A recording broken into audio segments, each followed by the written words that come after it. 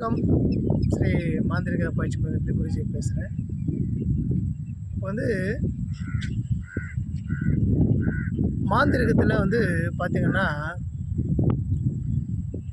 ஒருத்தருக்கு என்ன பிரச்சனை நடந்திருக்கு,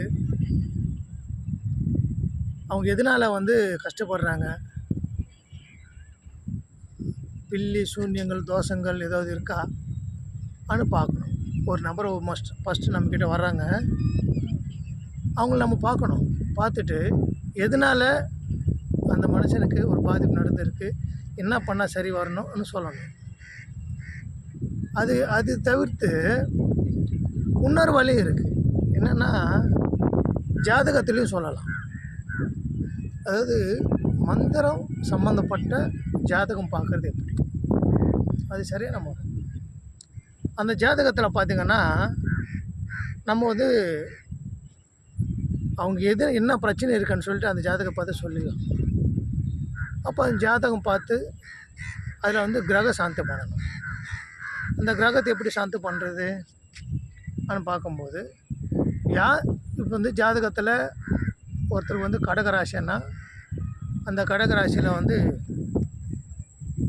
எந்த கிரகம் அவங்களுக்கு தோஷம் நீக்கு இருக்குதோ அந்த கிரகத்துக்கு சாந்தி அனுப்பணும் அப்படின்னு சொல்லிட்டு சில மந்திரங்கள் இருக்குது.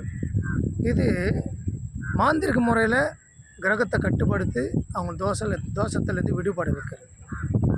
கிரகத்தையும் சாந்தி பண்ணி அந்த கிரகத்தில் இருக்கிற அந்த தோஷங்கள் நிவர்த்தி பண்ணி அந்த மனிதன் வாழ்க்கை நல்லபடியாக கொடுக்க முடியும். இந்த மாந்திரிகத்தில் ஜாதகம் பார்க்குற முறை. இந்த முறை பார்த்திங்கனால இதில் ஒரு முக்கியமான விஷயத்தை நம்ம பார்க்குறோம். என்னென்னா, இந்த ஜாதகத்தில் ஒரு முக்கியமான சில சூட்சுமங்கள் இருக்குது. என்னென்னா, சொர்ண பைரவர்னு ஒரு சக்தி இருக்குது.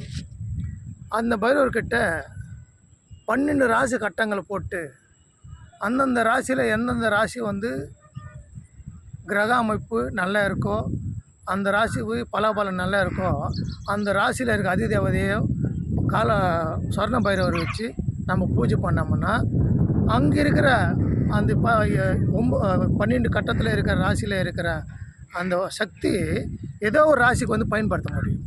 இது ஒரு சூட்சும ரகசியம். நான் முழுமையாக சொல்லலை, சும்மா அப்படி சொல்கிறேன். எந்த ராசி அது இருக்கட்டும், அந்த ராசியில் இருக்கிற சக்தி அதில் இருக்கிற நல்ல பலன் எடுத்து இன்னொரு ராசிக்கு நம்ம பூஜை பண்ணி கொடுக்கணும். இது சூட்சும ரகசியம், யாகத்தில் பண்ண முடியும்.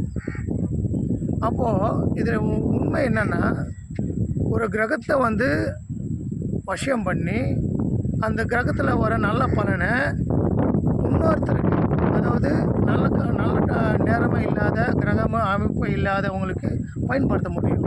அந்த பலாபலன் எடுத்து பாருங்கள், எவ்வளோ நுட்பமான ஒரு விஷயம் பாருங்கள். அதனால் வெறும் மாந்திரிகான ஒரு தேவதை வச்சு பூஜை பண்ணுறதோ யந்திரம் எழுதுறது மட்டும் இல்லை. இதில் சூட்சும ரகசியங்கள் உண்டு. 9 கிரகங்களுக்கும் உண்டு, 27 நட்சத்திரத்துக்கும் உண்டு. கட்டுப்படுத்த முடியும், அது வசிப்படுத்த முடியும். ஒரு நட்சத்திரம், முக்கியமான நட்சத்திரம் எது, அந்த நட்சத்திரம் இருக்கிற தேவதையை வசிப்படுத்தி அந்த நட்சத்திரத்தை நம்ம பார்க்க முடியும்.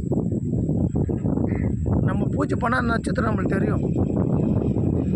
அந்த நட்சத்திரக்கிட்ட அந்த சக்தி வாங்கி நம்ம யாருக்கு தோஷமாக இருக்கோ, யாருக்கு நேரம் இல்லையோ அவங்களுக்கு அது சரி பண்ணி கொடுக்க முடியும்.